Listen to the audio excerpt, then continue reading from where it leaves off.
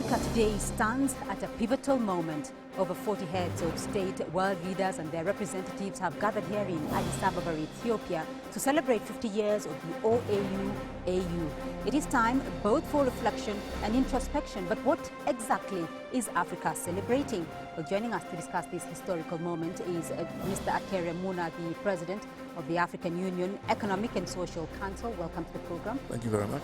And Dr. Solomon Dersso, a senior researcher at the Institute for Security Studies here in Addis Ababa. Welcome to the program. But first, let's take a quick look at the Organization of African Unity and the African unity in the last 50 years. It has been 50 years since the first continental organization by the name Organization of African Unity, OAU, was established. The initial efforts of the OAU gave birth for the better coordinated African Union 10 years ago. To make sure African dreams of progress and stability are converted into reality on political, economic or social aspects, African states are trying more than any other time in history with enormous challenge still pertaining on the skies. We are registering steady progress towards the operationalization of the African peace and security architecture and has played a critical role in the management of these conflict situations. However, we have seen the re-emergence of conflict in the Eastern DRC, Guinea-Bissau and Central African Republic. Whilst in Mali and the Sahel, we are facing a new conflict which is multifaceted with broader regional and continental implications. Every year, Africa meets through its heads of states to talk about almost all of the developmental agendas and make some important decisions. Out of last year's summit, the world had witnessed the introduction of Dr. Zuma, the former South African minister, into the chairpersonship of the Commission as the first woman to take the position. As the continent has faced several challenges from every corner, together with success as well, the 2013 20th African Union Heads of State Summit is being highly awaited to make groundbreaking decisions. Africa is well placed to develop innovative solutions to the challenges it faces. We have our genius, our shared values, and our resources to invent and reinvent models of equitable growth and sustainable development that will provide a better life for the current and future generations. The recently growing concern of armed rebellion is expected to dominate the Union's Heads of States meeting here in Addis Ababa. And above all, the Islamist rebels' issue of Mali and some of the political and military measures that should be taken to stabilize the nation will be given due attention on almost all of the meetings. The 20th African Union Heads of State Summit is also expected to appoint 2 commissioners, judges and other professionals, together with assigning a new chair of the Union. And for that, Ethiopia's Prime Minister Haile Mariam is the likely candidate to take the position, as no other East African state proposed to take the post that should be filled by the region as it is its turn. Rumjala, CCTV at the African Union headquarters, Addis Ababa, Ethiopia. OAU-AU is celebrating 50 years. Exactly what is Africa celebrating? First, Dr. Dersso, let me start off with you. The African Union, the Organization of African Unity, is marking 50 years this year. The objectives that were there at the beginning of the OAU, have those objectives been achieved? Broadly speaking, there were 2 objectives that the 32 heads of states and government who met in Addis set out for the Organization of African Unity when they found OAU in 1963. The first major objective was the total liberation of the continent from colonialism and apartheid. The second objective was the unity of the continent, achieving a unification process of the continent. They are both related objectives. The first objective was fulfilled fully in 1994 with the demise of apartheid and the inauguration of democratic South Africa in 1994. Of course, you can debate about whether or not it is, fully achieved given the situation of Western Sahara, but it is largely fulfilled. And the OAU played such a great role in terms of mobilizing its member states as well as the international community, supporting the liberation struggle in many parts of the continent, particularly in Southern Africa. Because if you see, there were 32 countries that participated in the founding of the OAU. By the 1990s, we had 53 countries. It tells you that there were significant number of countries on the continent that were still under colonial rule in 1963 when the OAU was found.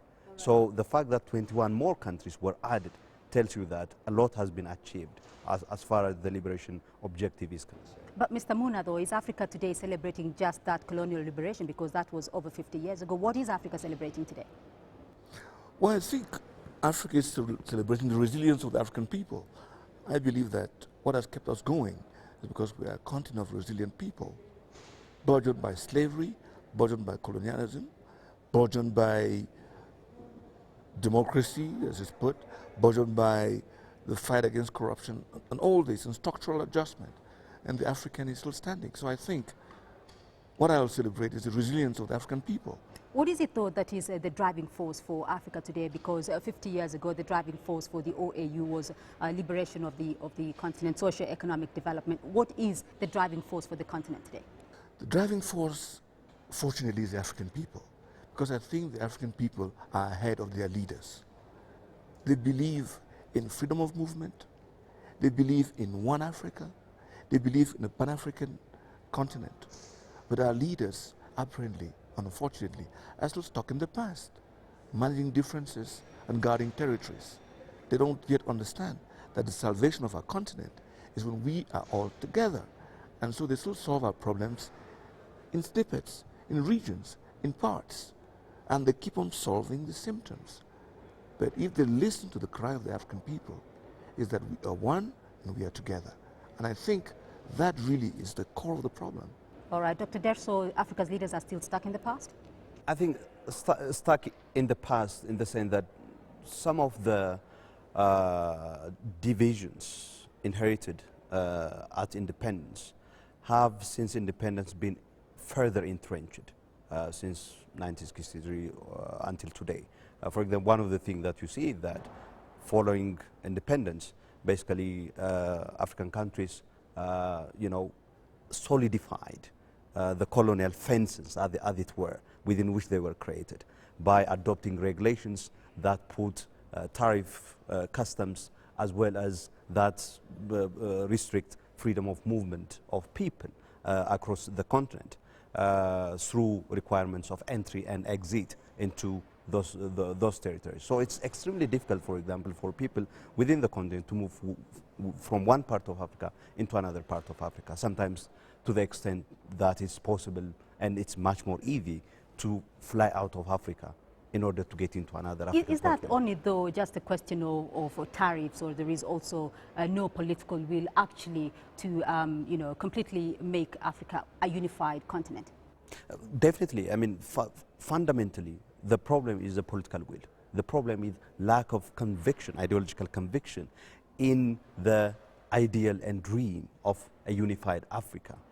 That lack of conviction basically fits into many of the failures that we have witnessed over the course of the past 50 years, including, for example, after one of the promises of independence was that the political power inherited from the departing colonial powers would be used to the benefit of the masses of the society, particularly in terms of transforming their socio-economic conditions and giving them the benefits and the dividend of liberation. That didn't happen. The political class basically used political power to accumulate wealth and to perpetrate abuse against the masses. All right, Mr. Muna, though, there is a strong Pan-Africanism agenda, overriding. That's the overriding theme of the celebrations here at the African Union. Now, that quest for African identity, continental unity, there was a suggestion floated way back about a United States of Africa, but that African unity hasn't really come. Why are we talking about Pan-Africanism at this stage when the world is more integrated? What is the relevance? I think, the semantics we are stuck in our own countries seem to have been transported all the way to the African Union. And unfortunately, politics of today is long on semantics and short on action. Because if you look at the basics of what should drive a continent which should unite to be a Pan-African continent, we don't have any of those. We don't have any of those. How many leaders leave here and go back home and have a grandstand speech about Africa together, what we should do? How many countries do you sing the African national anthem? In which country you have the discourse about being together? I mean, as he so rightly said, the things that we should do, the political force should be the traction to this train. It is not happening. I mean, I'm from Cameroon. I'll give you an easy example. In 1963, after the creation of the OAU, the president of my country signed an agreement with Mali, which is all the way in West Africa, and Guinea. So a Cameroonian can leave and go to Mali without a visa, start working there with no permit. Now, why can't that happen everywhere? Look at West Africa. The excuse was that Nigeria is too big, it will invade everywhere. It hasn't happened. The trick is that when people know they can go and come easily, they don't go and stay because they can come back, which is the mistake they're doing in Europe. If I know I can go to the States and come back to my own people, of course I can go. Why would I stay there? Africa's leaders, though, are calling the next 50 years the rebirth of the continent. Do you agree? I think this is it. When Gaddafi was alive, there was the impression that, well, the United States of Africa was his thing, and we'll change the union, and we'll go through with changing the name of the commission, and changing the positions and all that. Now Gaddafi is gone, and that has been shelved. And that is the thing that I think is bothering us. The personalization of issues. There is no ideology, which we had in '63. The Pan-Africanism was born with Nkrumah and those who were there in 1963. It was a driving force, and there are countries that tried to put it forward. Tanzania is the only survivor of that. Egypt and the other Arab countries tried it, it didn't work. Gambia and Senegal tried it, didn't work. But the thing is, the solution, I think, might be really through the RECs.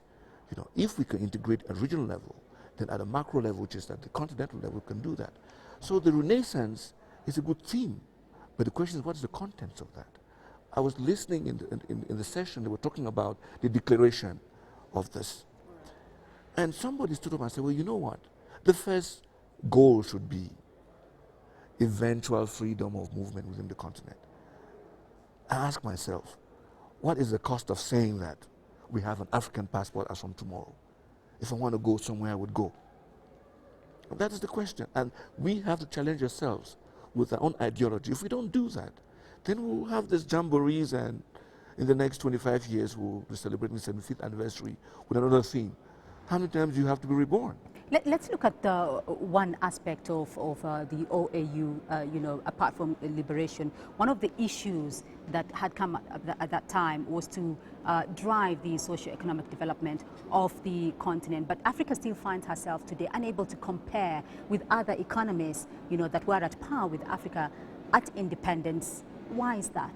As my brother just said, because we always want to interface with the North.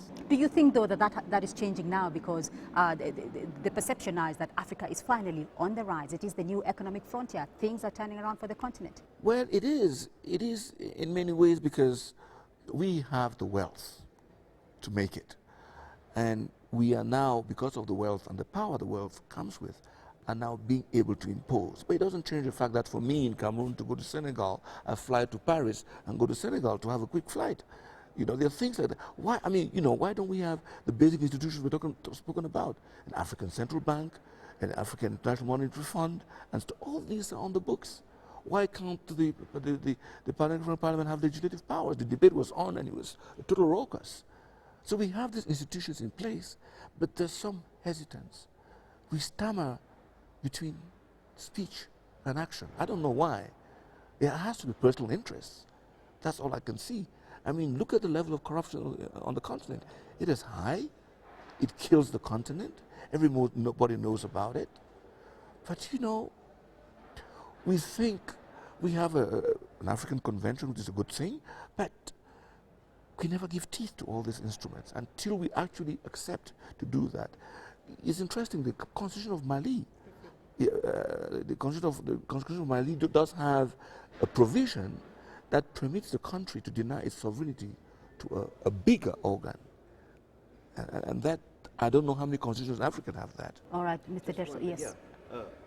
Two things that need to happen, really, to turn things around. Surely, as you said, everybody is now talking about, the fact that this is Africa is rising, and surely the kind of progress that we are witnessing on the continent is very promising indeed. But there are a number of structural issues that we need to deal with in order to sustain this promising development and also turn things around completely and make indeed Africa a pole of global growth, so that Africa can bear its responsibility for itself and also participate globally, in a responsible manner and equitably. To do that, I think there are certain things. Of course, one of the things that that's happening at the moment is the possibility that Africa can articulate its own path of development, which is a very interesting thing, because following the end of the Cold War, it was as if, it was the end of history, as Francis Fukuyama put it, and therefore the triumph of liberalism. So there is only one way of achieving socio-economic transformation and development. And that is now kind of being challenged, and therefore there is a possibility for Africa to articulate that.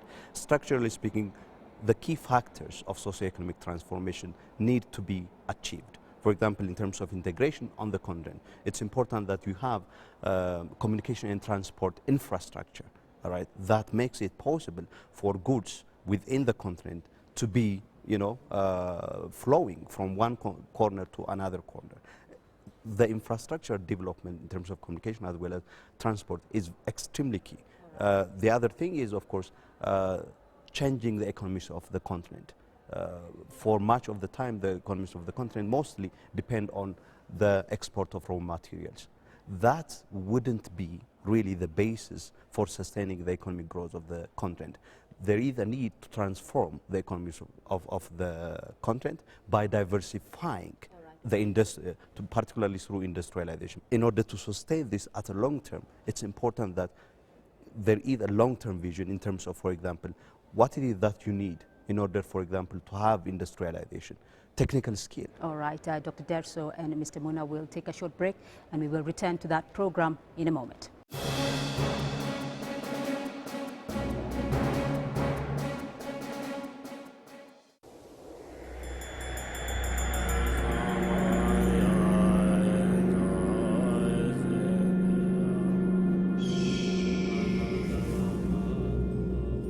Culture Express. See the world in color.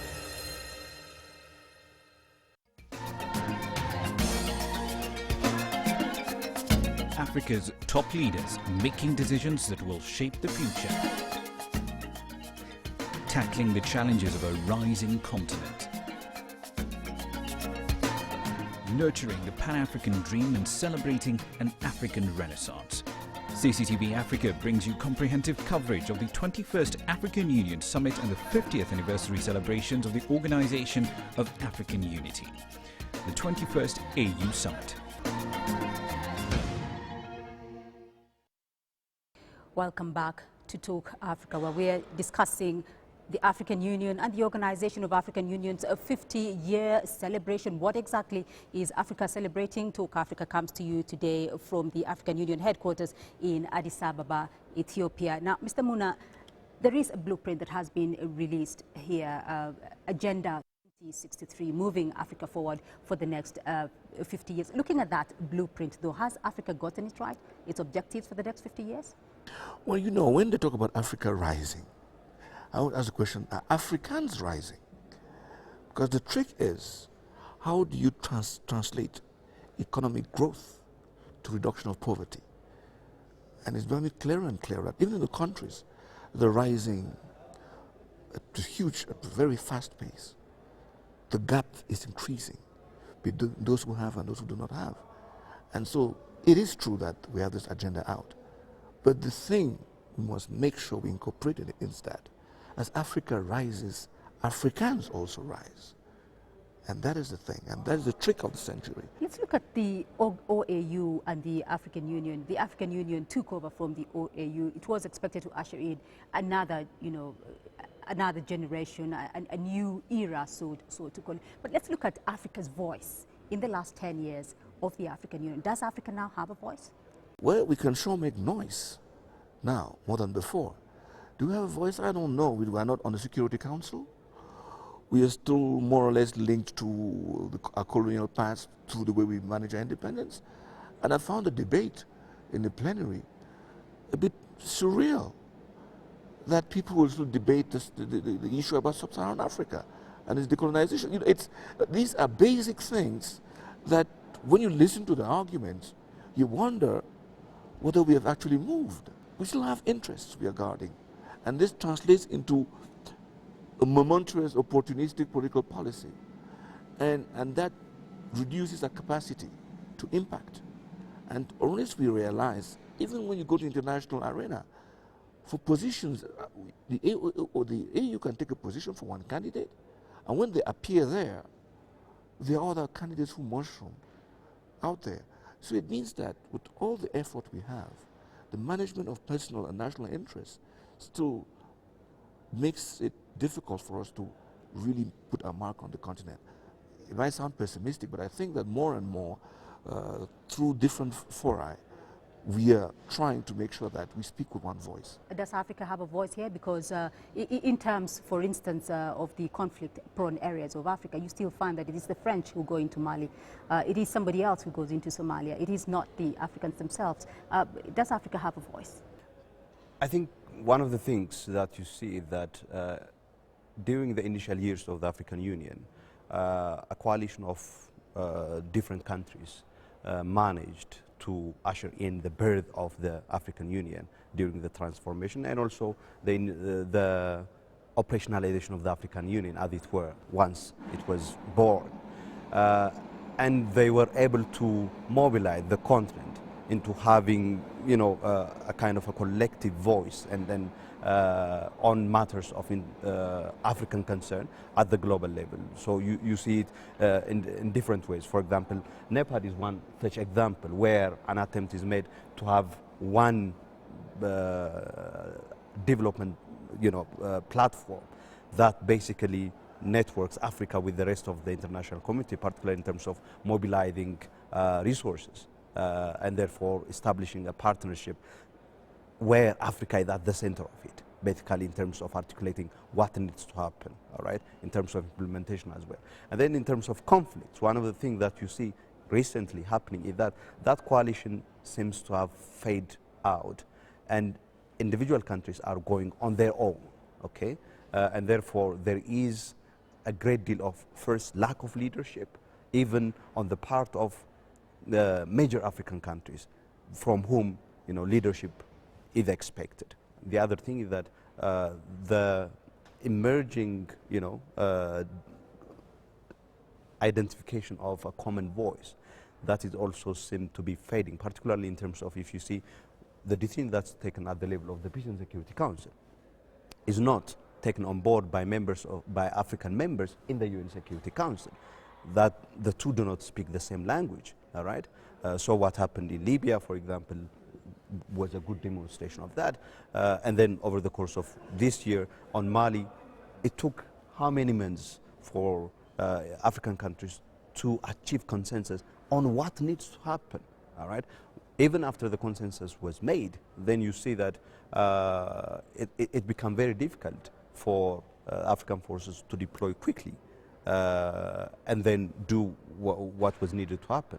And that created, that lack of, that slow pace of consensus building created a kind of a vacuum, which allowed the rebels to, make a threat. And then Mali asked the French, not Nigeria or not any of its neighboring countries. All right. Mr. Muna, as we wind up the program, where do you think Africa's priorities should be for the next 50 years? I think our priority is to basically, firstly, see how do we make sure that economic growth is translated into the reduction of poverty. To be the challenge of the century, because it's good to have all this huge figures, 6, 7, 8, 9, 10%, while the people are still miserable, first thing. Secondly, is to really see how we can change the discourse about corruption. I think we have had a period where illicit enrichment at the expense of countries was considered as normal. Now we have the discourse to change it, but I think that we must do that. And to do that, we have to make sure that the Western countries sit on their banks. You see, because when they talk about kleptocrats and people stealing from Africa, nobody mentions the banks. And I think that if we can have a system whereby all the money frozen in Western banks, supposedly because they were stolen, are moved to maybe the African Development Bank or somewhere like that, where they could serve Africa's cause while people are arguing about who has it. All right, Dr. Dersso, Renaissance, African identity, integration, socio-economic development, peace and security, self-reliance, those are Africa's, that's Agenda 2063 for Africa. Where do you think the priorities should lie? I think three things. The first one is the question, as he said, of two dimensions of what he said relating to the economic development of the continent. The first dimension is how to translate economic growth into poverty reduction and uplifting, the masses from the depths of poverty. That's the first. The other one is sustaining this economic growth. The sustaining of the economic growth requires the transformation of the economies of the continent.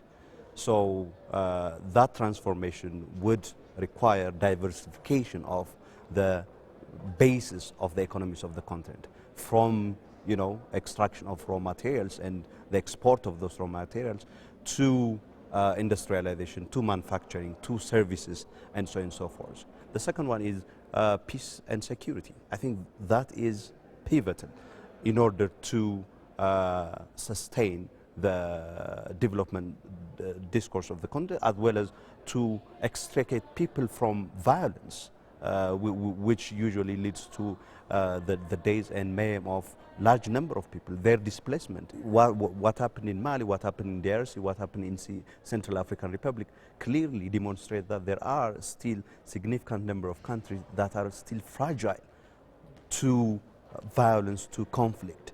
Okay, this relates to the third priority, which is basically the political sphere, which relates to governance, which relates to the issue of corruption that he mentioned, which relates to basically achieving a democratic dispensation. All right, very briefly, should Africa be celebrating?